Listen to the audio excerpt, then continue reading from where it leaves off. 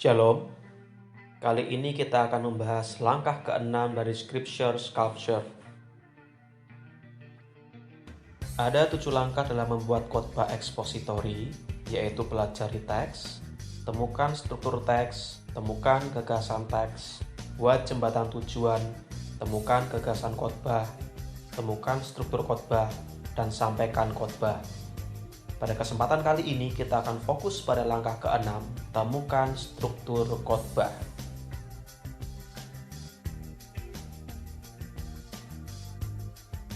Tujuan kita membuat struktur khotbah adalah membantu audiens kita memahami ide besar khotbah.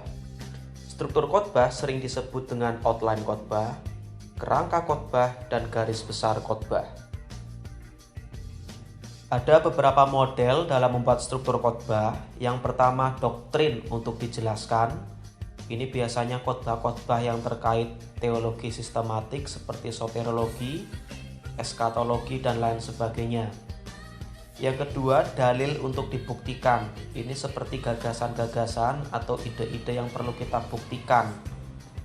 Dasar alkitabiahnya seperti penciptaan, pernikahan, dan lain sebagainya. Yang ketiga, prinsip untuk diterapkan. Ini saya pikir yang paling sering dipakai.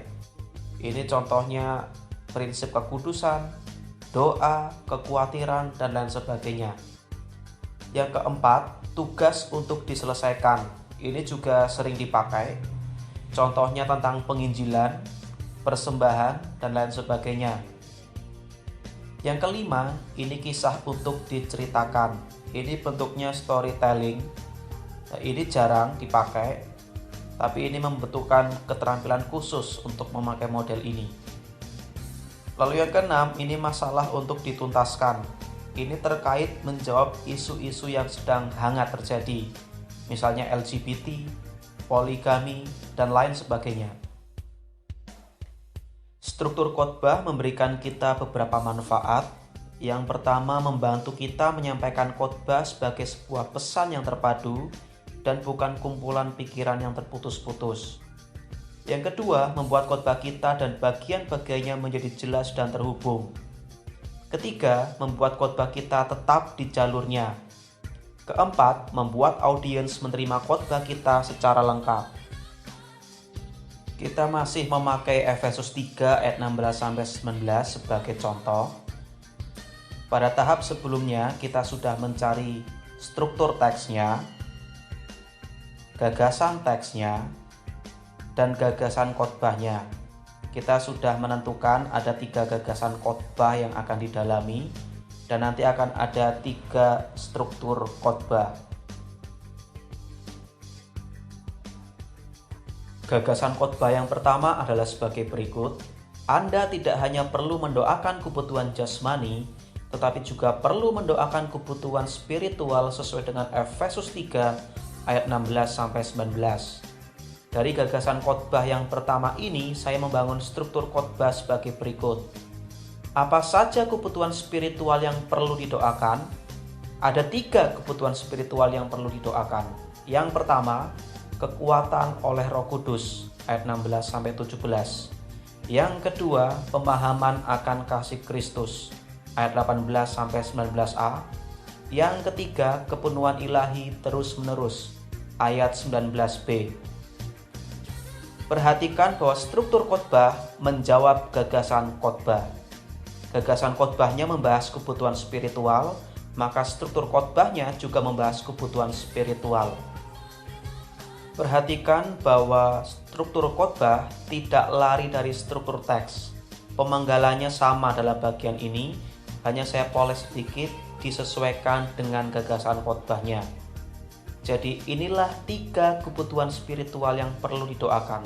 Kekuatan oleh Roh Kudus, pemahaman akan kasih Kristus, dan kepenuhan ilahi terus-menerus.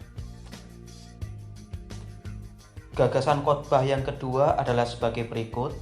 Salah satu bentuk kepedulian Anda pada saudara seiman adalah dengan mendoakan kerohanian mereka sesuai dengan Efesus 3 ayat 16-19. Dari gagasan khotbah yang kedua ini, saya membangun struktur khotbah sebagai berikut. Apa tujuan kita mendoakan kerohanian saudara seiman?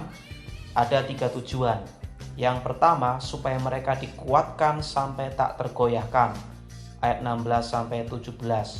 Saya memakai kata tak tergoyahkan karena dalam nas ini ada kata berakar dan berdasar di dalam kasih.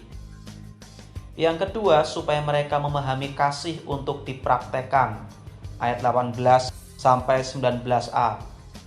Yang ketiga, supaya mereka dipenuhi Allah dalam keseharian. Ayat 19b.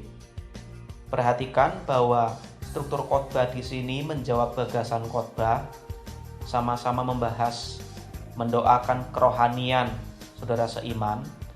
Saya memakai tujuan karena teks juga menghendaki demikian. Rasul Paulus memakai kata supaya dalam nats yang sedang kita bahas ini. Jadi inilah 3 tujuan mendoakan kerohanian saudara seiman, supaya mereka dikuatkan sampai tak tergoyahkan, supaya mereka memahami kasih untuk dipraktekkan, dan supaya mereka dipenuhi Allah dalam keseharian. Gagasan khotbah yang ketiga adalah sebagai berikut. Sebagai orang Kristen, Anda harus bertumbuh secara spiritual sesuai ciri-ciri di dalam Efesus 3 ayat 16-19. Dari gagasan khotbah yang ketiga ini, saya membangun struktur khotbah sebagai berikut. Apa ciri-ciri orang yang bertumbuh secara spiritual? Ciri yang pertama, kuat menghadapi problema hidup. Mengapa saya memakai problema hidup? Karena di perikop sebelumnya, ayat 13, Paulus membahas kesesakan yang dia alami, dan dia berharap jemaat Efesus tidak tawar hati. Ciri yang kedua, kasih menjadi gaya hidup. Ayat 18-19a. Ciri yang ketiga, keserupaan dengan Kristus selama hidup.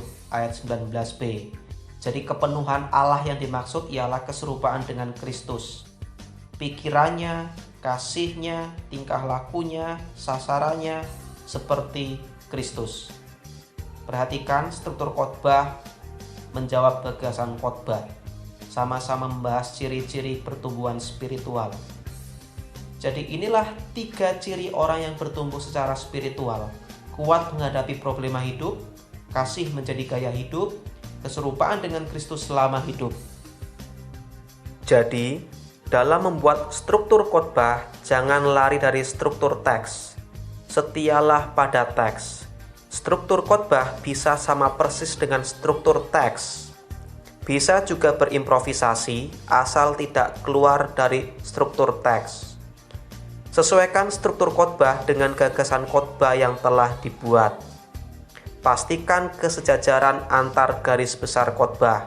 Kalau prinsip ya prinsip semua, kalau ciri-ciri ya ciri-ciri semua, kalau cara ya cara semua, dan lain sebagainya.